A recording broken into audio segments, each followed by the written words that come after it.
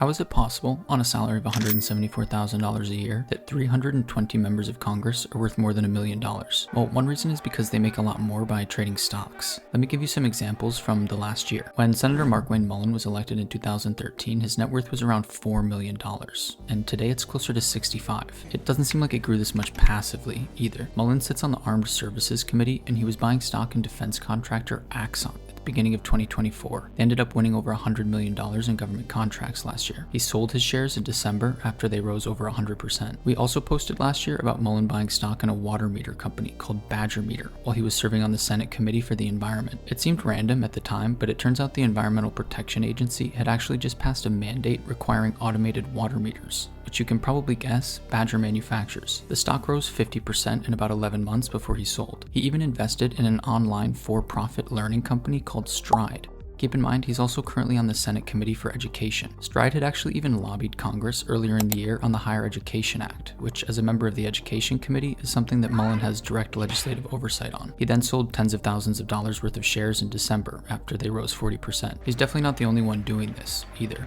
There's a representative in New Jersey named Josh Gottheimer. He alone made up for 20 of the 50+ million in total congressional trade volume last year. And ironically, he actually sits on the House Financial Services Committee. In March, he invested in Intap, which makes software for financial services firms. Shares have risen more than 100% since his purchase. Perella Weinberg stock is up about 75% since he bought it about 9 months ago. They do things like advise clients on mergers, acquisitions, shareholder agreements, and other pretty significant financial activities. He bought FICO stock in March. That's up 70% since. FICO is also a financial company which you've probably heard of if you've needed your FICO score for something. Insider trading or not, the fact alone that he can sit on a government financial committee and trade public financial stocks raises a lot of questions, especially when he's actually beating the market doing so. A lot of his stock picks last year actually beat professional hedge funds returns. These three really stood out last year with respect to the amount they trade and the success with they do it. But like I said, they're really not the only ones. There are tons of other isolated instances where members of Congress are buying stocks and good things happen shortly after. A Florida congresswoman bought shares of a satellite company that won a NASA contract a few months later. Senator Tommy Tuberville invested in a medical devices company that treated combat injuries in the Ukraine. He's on the Senate Armed Services Committee,